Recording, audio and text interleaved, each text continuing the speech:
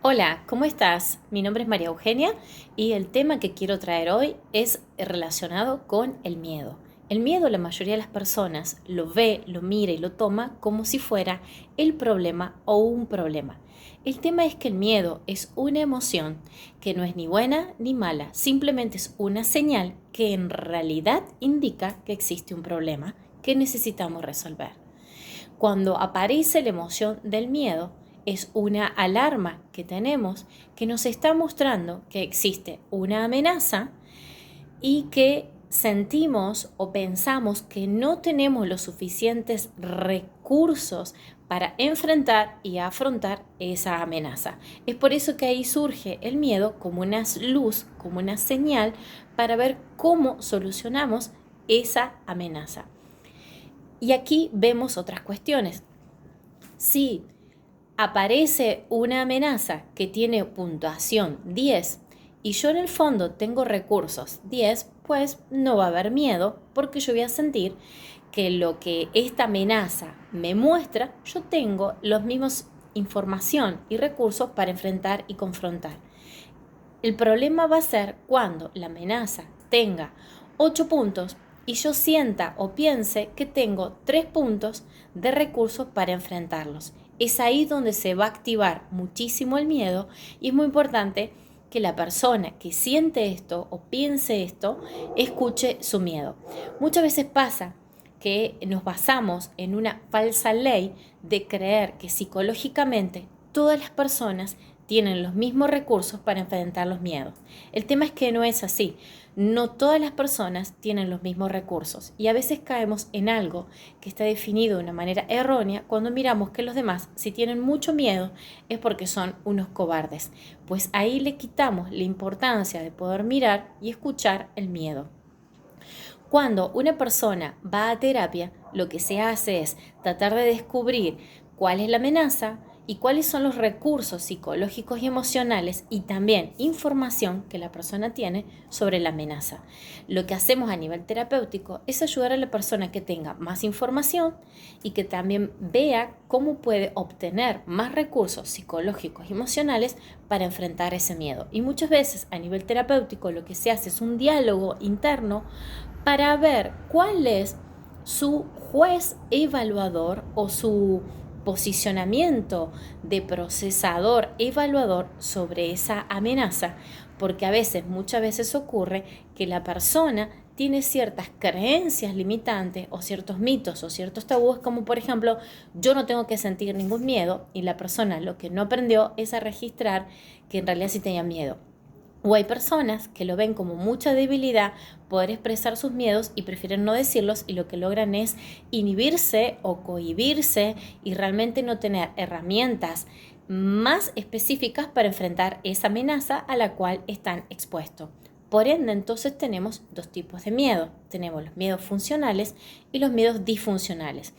El miedo disfuncional es aquel que cuando la persona lo siente, aparece mucha angustia, aparece inhibición, aparece el bloqueo de la experiencia y el aprendizaje, y la persona siente, piensa y cree que no puede resolverlo, y en realidad termina no pudiendo resolver el problema, porque todo esto inhibe o paraliza. Y en los casos más graves del tema del miedo aparecen las fobias o los ataques de pánico.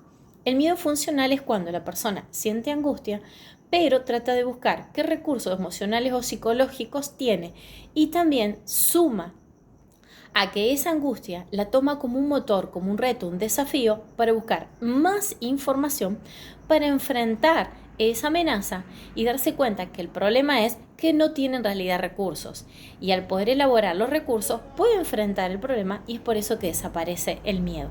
Como verás, lo que es importante es tratar de darse cuenta que el miedo en realidad es una luz que está mostrando a dónde y por dónde hay que ir para resolver el problema. Hay un ejemplo de un psicólogo de Lewis, que en realidad es el que habla muchísimo del tema de las emociones, donde dice que tendremos que ver el miedo como si fuera la luz del auto, la luz roja que se prende para avisarnos que ya no hay más combustible. Si nosotros quisiéramos tapar el miedo, vendría a ser como si una persona dijera: tápame esa luz que me molesta, que no me deja manejar tranquila, que por qué tengo que bajarme ahora a cargar el auto, yo quiero manejar sin que esa luz me moleste. Esos serían aquellas personas que no quieren mirar el miedo o no quieren escucharlo y quieren taparlo y les gustaría que no esté. ¿Cómo sería escuchar, mirar el miedo y buscar recursos para solucionar el problema? Porque el problema no es la luz, en realidad es que se va a terminar la nafta del auto. Entonces, mirarlo como una señal que me abre la puerta para resolver el problema sería, bueno, ahora voy a parar el auto o voy a buscar en dónde puedo cargar el auto, así no nos quedamos sin nafta o sin gasolina en el auto. Entonces ahí esto se vuelve como un recurso de guía y de camino para resolver aquello que nos inquieta. Entonces, de esta manera, las emociones no son ni buenas ni malas, simplemente muestran lo que una persona siente. Y otras veces ocurre que una persona siente miedo por otra persona, no en sí por la persona, por lo que le pasa, sino porque proyecta sus miedos en la otra persona. Entonces, estaría bueno que esa persona se hiciera un recorrido, un camino o una técnica de preguntarse o escribirse miedo de qué tiene, ya que esto que le está pasando hacia otra persona son las proyecciones de su mundo interno, de su información y de sus recursos emocionales o psicológicos.